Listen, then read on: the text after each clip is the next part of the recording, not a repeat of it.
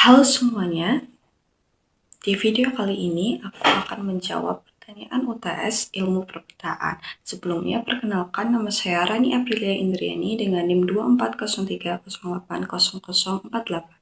Oke, langsung saja pada soal yang pertama, yaitu apa saja sih unsur-unsur yang ada dalam peta dalam membaca peta. Pertama, yaitu ada judul peta untuk menunjukkan isi dan wilayah yang akan digambarkan.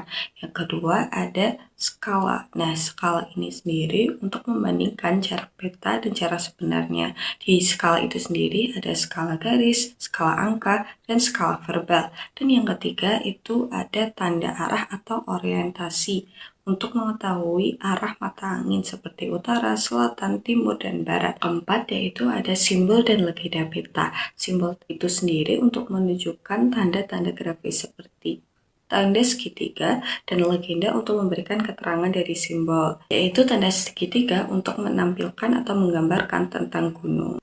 Yang kelima ada tata warna. Nah, tata warna ini sendiri untuk menunjukkan perbedaan kenampakan yang ada di bumi seperti warna hijau untuk menunjukkan dataran rendah. Lalu selanjutnya ada garis astronomis yang berupa garis lintang dan garis bujur untuk menunjukkan suatu wilayah koordinat suatu tempat.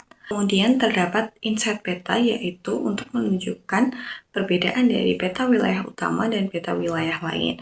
Dan yang terakhir ada tepi peta serta sumber dan tahun pembuatan peta agar peta terlihat lebih rapi dan data yang digunakan pun jelas. Nah, dari unsur-unsur peta yang telah disebutkan tadi, sangat membantu kita dalam membaca peta agar lebih mudah dipahami dan pengambilan data yang lebih akurat. Pada nomor 2, yaitu untuk lahan seluas 1000 meter persegi, skala apa yang akan digunakan? Menurut saya, skala yang akan digunakan yaitu skala besar, di mana skala besar ini dapat melihat wilayah yang kecil dengan detail yang tinggi, dan data yang digunakan pun lebih terperinci. Juga sesuai digunakan untuk peta tata ruang dan sertifikat tanah agar hasil yang ditampilkan lebih presisi dan akurat. Selanjutnya, soal nomor 3 yaitu untuk pendirian sekolah, peta apa saja yang akan digunakan dalam pembuatan atau pendirian sekolah. Dalam menentukan lokasi pendirian sekolah, kita dapat menggunakan jenis-jenis peta secara bersamaan, yaitu yang pertama yaitu ada peta topografi untuk melihat kondisi atau medan yang ada di wilayah tersebut. Nah, dengan peta topografi ini kita juga dapat mencegah risiko bencana yang ada di wilayah tersebut.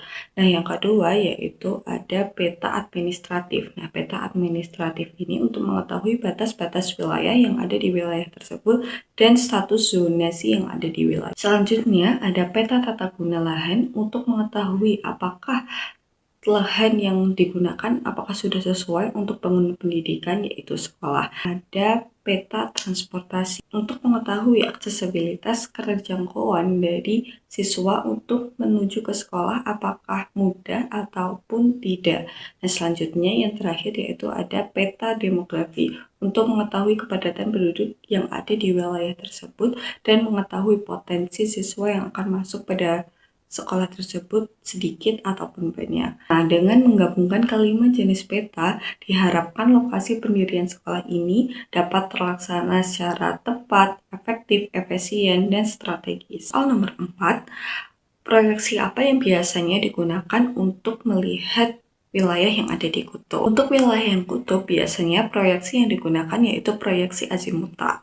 Proyeksi azimutal itu sendiri yaitu proyeksi yang menggambarkan permukaan bumi di bidang datar yang bersinggungan tepat di titik kutub. Proyeksi azimutal ini tepat digunakan karena distorsi yang ada di wilayah sekitar kutub lebih kecil untuk wilayah yang tetap dan hubungan antar titik akan tetap terjaga. Itulah mengapa proyeksi azimutal ini cocok digunakan untuk peta Arktik dan peta Antartik. Demikian video yang dapat saya sampaikan, kurang lebihnya mohon maaf. Terima kasih.